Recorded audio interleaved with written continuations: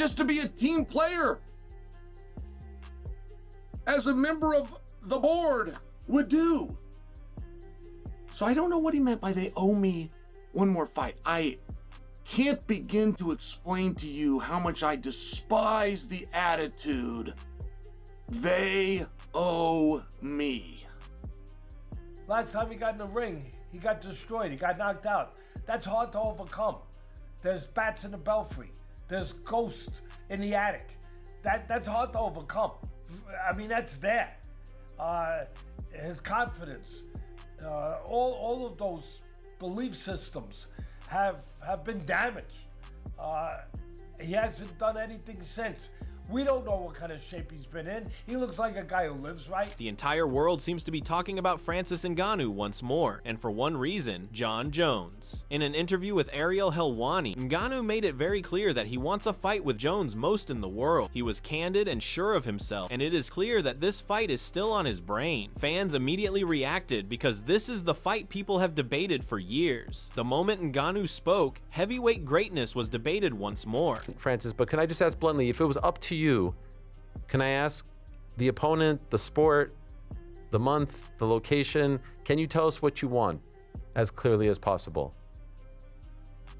What I want? Yeah. I want two things. I would say two things. I would say Jon Jones and Deontay Wilder. Okay. That's very clear. Ngannou even went as far as to belittle Jon Jones' rumored opponent in Alex Pereira. He claimed that Pereira is nowhere near the level of Jon Jones and would get beat up easily. To Ngannou, this matchup does not do anything to prove Jones' legacy. His words were straightforward, a little brutal, adding fuel to the fire. Fans immediately began to take sides, some agreeing with Ngannou's confidence, while others felt this was a highly disrespectful comment on his part. This merely empowered Ngannou's message that Jones should be fighting him. You know, Alex Pereira wants to fight Jon Jones at heavyweight. Who do you think would win that? Jon Jones? Yeah? Yeah. Why? Well, yeah. Do I really have to explain why I think Jon Jones could win Alex Pereira? Why you don't think it's a close fight?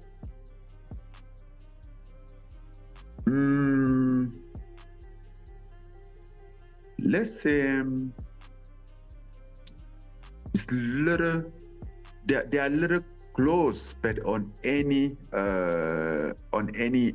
aspect of the fight, Jon Jones is basically ahead on everything. This was far from the first time Ngannou asked for this fight. He has publicly called out Jon Jones and attempted to force the UFC's hand to make the matchup happen for quite some time now. Be it via interviews or social media, Ngannou has always been keen on keeping the pressure dialed up. His plan of attack has been evident. Just simply continue talking about it until it can no longer be avoided. Each call out kept the fans invested and reminded everyone that this indeed is the one fight that still feels incomplete in heavyweight history. We got some respect for each other. We still have that rivalry.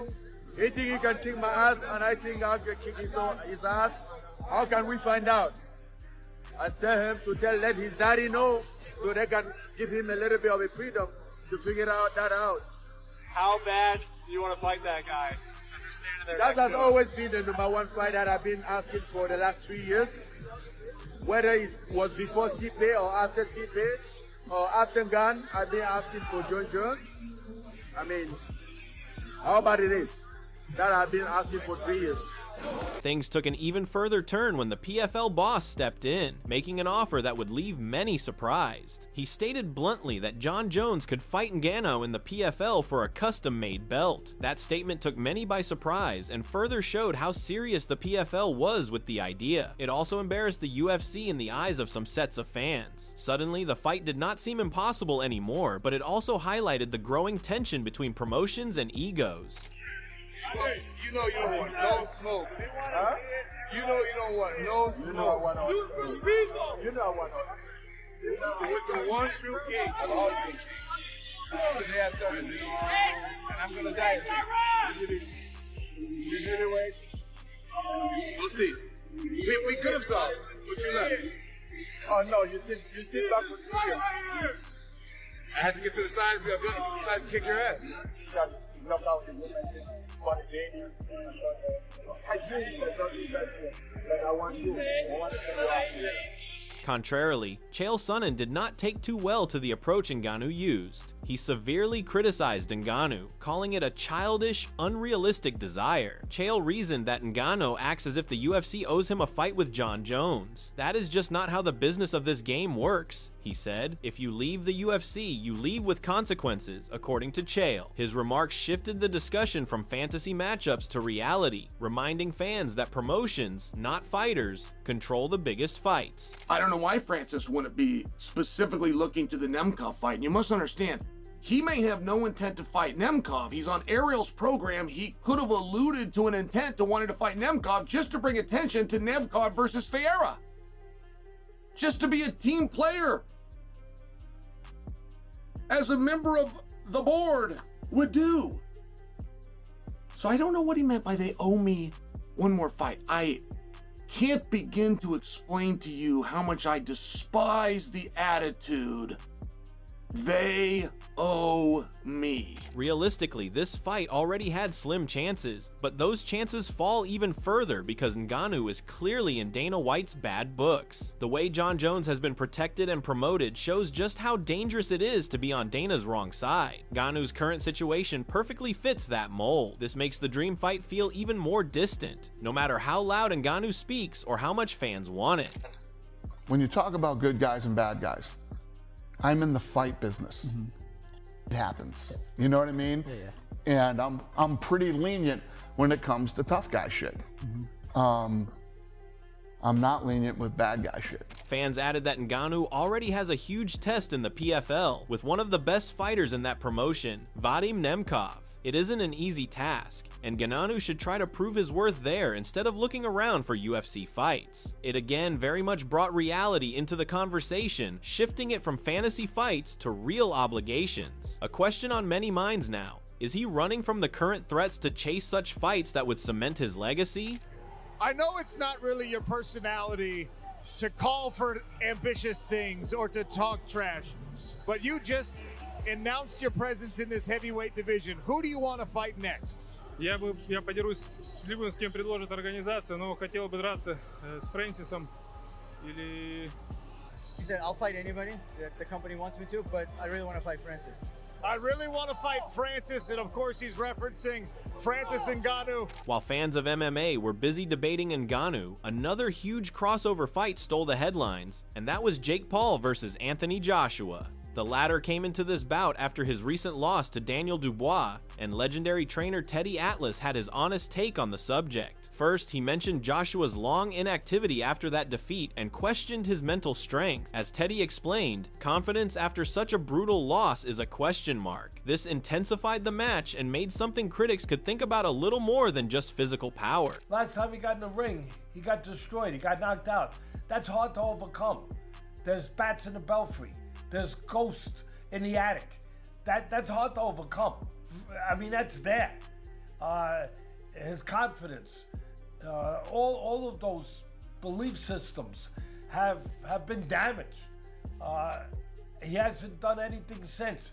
We don't know what kind of shape he's been in. He looks like a guy who lives right. Alexander Usyk didn't have the same doubts. In fact, he felt no psychological argument existed, and he made a very direct judgment. Given he had trained with Joshua in camp, Usyk explained that he has more than enough power and skill to seriously hurt Jake Paul. He went even further and insinuated that the fight could end in a violent manner. Usyk sounded incredibly confident, if not shocking to many of the fans, in that he spoke from experience and not theory. Usyk's words raised the stakes in this matchup and brought the focus toward the physical mismatch. Yeah, you're correct. If Anthony Joshua won, Anthony killed this guy.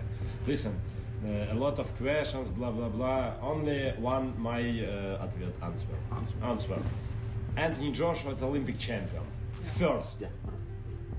Jack Paul, it's sportsman, YouTuber, showman. Rolls Royce, Fiat.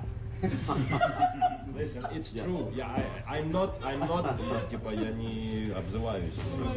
I have nothing better in mind. Yeah.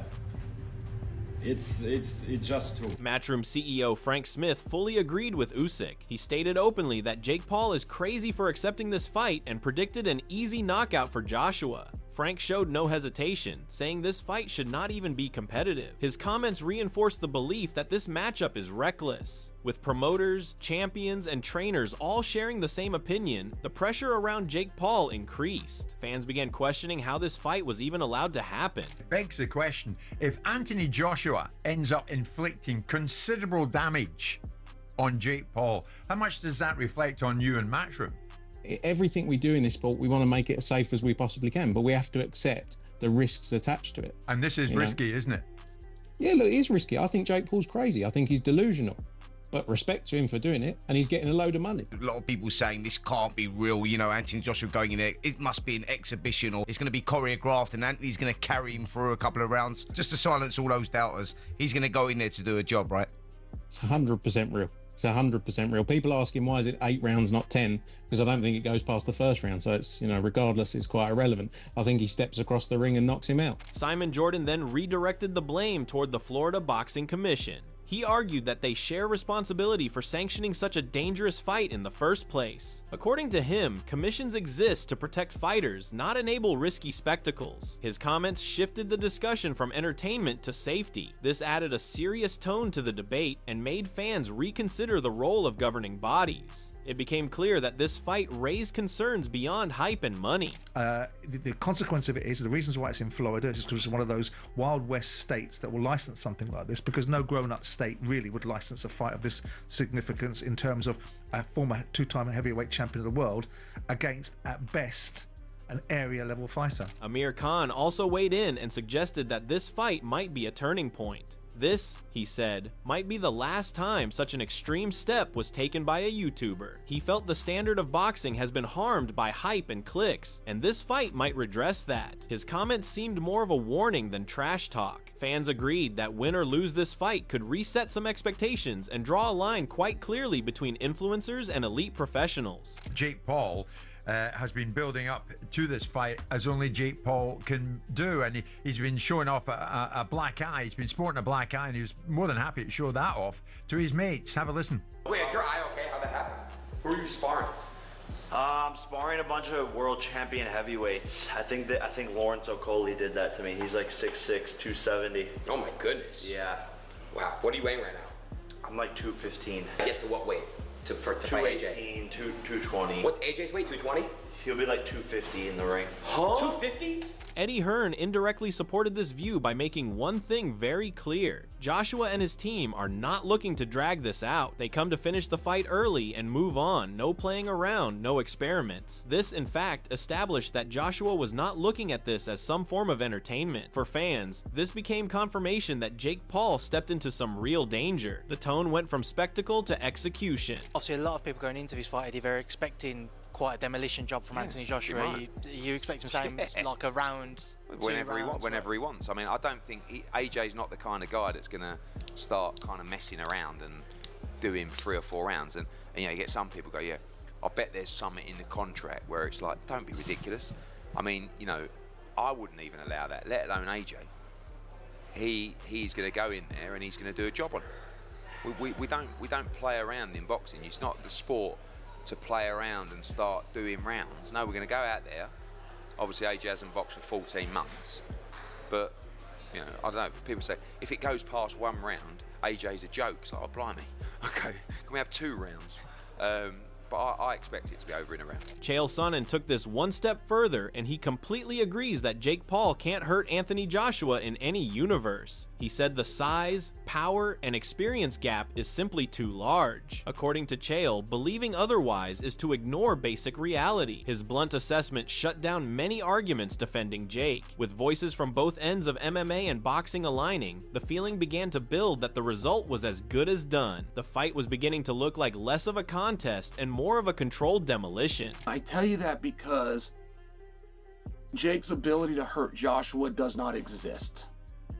Jake has an ability to annoy Joshua, and he has an ability, at least theoretically, to point and outpoint Joshua. However, Deontay Wilder provided another angle. He cautioned fans that fights like this have a history of being scripted or highly controlled. Wilder insinuated that this may be the only way in which Jake Paul will make it out or do any damage. His comments reignited doubt and reminded fans not to take anything at face value. The drama had reached an all-time high with all the opinions flying. One thing had become clear: both MMA and boxing were entering unpredictable territory. We're a week away from Jake Paul versus Anthony Joshua. What have we got here? As I look at it, for the fans, it put boxing still on the map because it keeps boxing relevant. Having exhibition fights like this, different celebrities and different things like that. I look at it as a fun thing for fans and stuff like that. I don't really take it seriously, because we in the business of boxing. That right there is just exhibition stuff. But I'm hearing they say it's a real fight. But yeah, it's a real fight because both guys are getting in a fight. I'm still the one that be thinking certain things are scripted as well too. So, but we'll see. I always say may the best man win. If you want more fast breakdowns, real fight analysis, and the biggest combat sports stories explained plainly, then subscribe to the channel and stay locked in.